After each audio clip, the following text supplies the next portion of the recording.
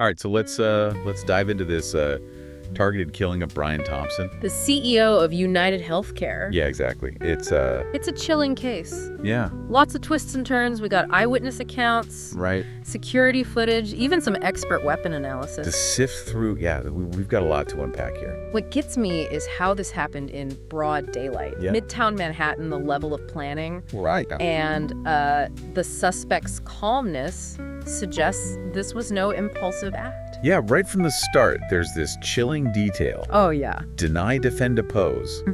Etched onto the shell casings. Wow.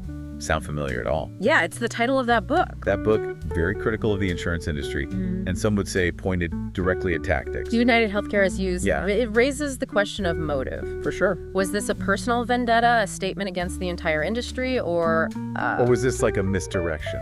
a calculated attempt at misdirection? Yeah. Yeah. So many possibilities. So let's break down what we know about the assassination itself. Okay, security footage shows Thompson leaving his hotel. Early morning? Early in the morning, the suspect, dressed in black.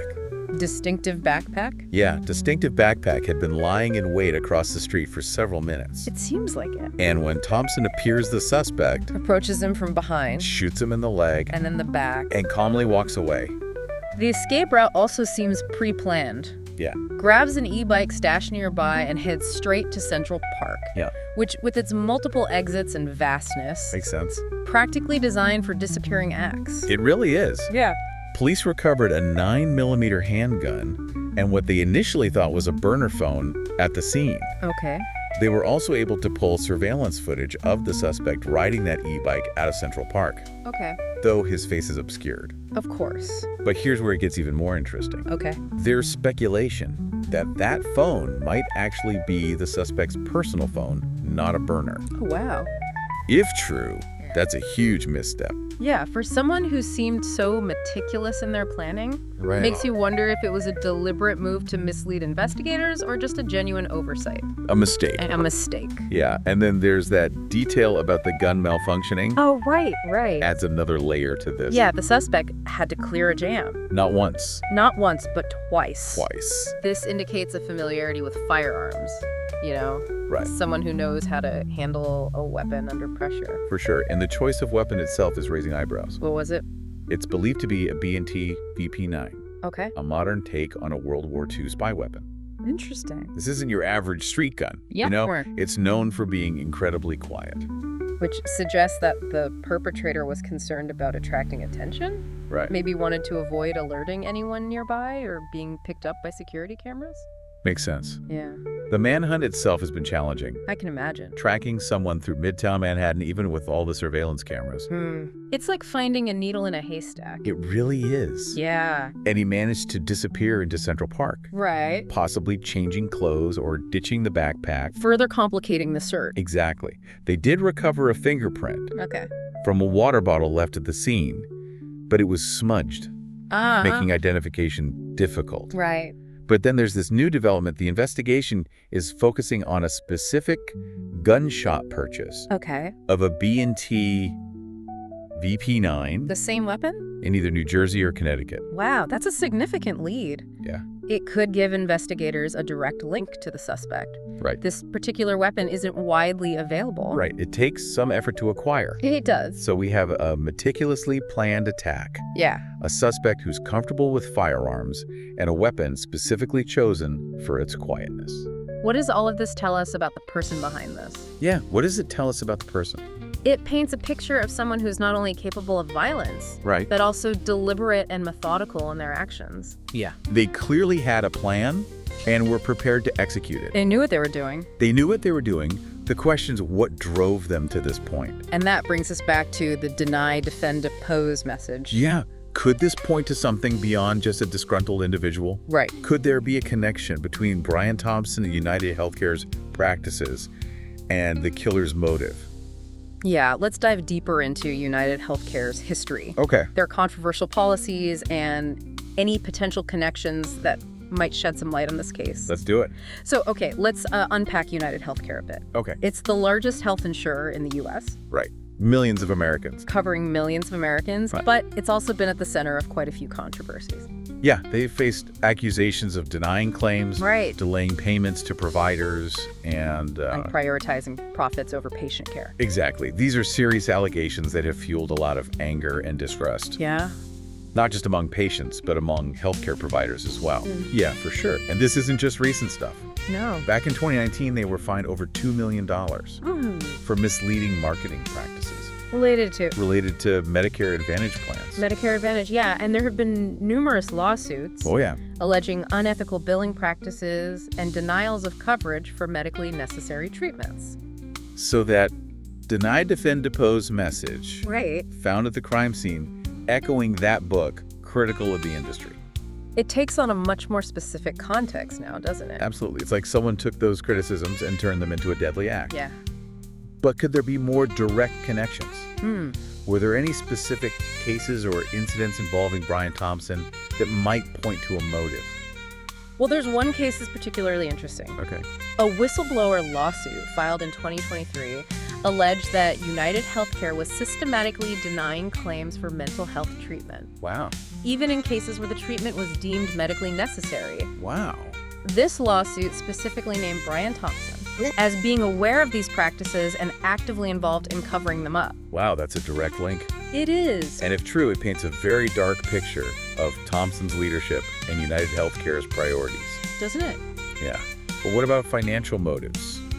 Were there any suspicious activities or scandals related to money that might connect to the assassination? Well, there have been whispers of insider trading allegations swirling around United Healthcare for a while now. Insider trading. Yeah, the Securities and Exchange Commission, the SEC, has been investigating claims that some executives, including possibly Thompson, were profiting from non-public information. So we're talking about people potentially making illegal trades Illegal trades? based on knowledge that they shouldn't have had. Exactly. That's serious stuff. That's very serious. Could this be a motive for someone to silence Thompson? Possibly. Perhaps someone involved in this scheme wanted to prevent him from talking? It's certainly a possibility the SEC investigation was ongoing at the time of Thompson's death. If he was involved in any wrongdoing, he could have been facing significant legal trouble. So we have potential motives stemming from controversial business practices, Right. allegations of covering up unethical behavior, Yeah. and even whispers of financial scandals. This case is getting deeper and darker by the minute. It really is. It's starting to look less like the act of a lone wolf Yeah. and more like something much more organized and calculated. Much more. Someone clearly wanted Brian Thompson out of the picture. They did. But who exactly, and what was their ultimate goal? Let's delve into the online chatter Okay. surrounding this case, particularly the reactions to Thompson's death and the speculation about who might be responsible. Let's see what people are saying. So the online reaction to Thompson's assassination has been, Mixed bag. yeah, a real mixed bag. It's been fascinating to watch how this case has become a sort of Rorschach test, you know, revealing people's deeply held beliefs about healthcare, Right. corporate power, even vigilantism. Yeah, some people are expressing outright condemnation. Calling it a horrific act. Yeah. Demanding justice for Thompson. Right. Others are focusing on United Healthcare's controversial history. Arguing that Thompson's death, while tragic, is a consequence of the company's actions. Right. And then there's that contingent online that seems to be almost celebrating Thompson's death, Yeah.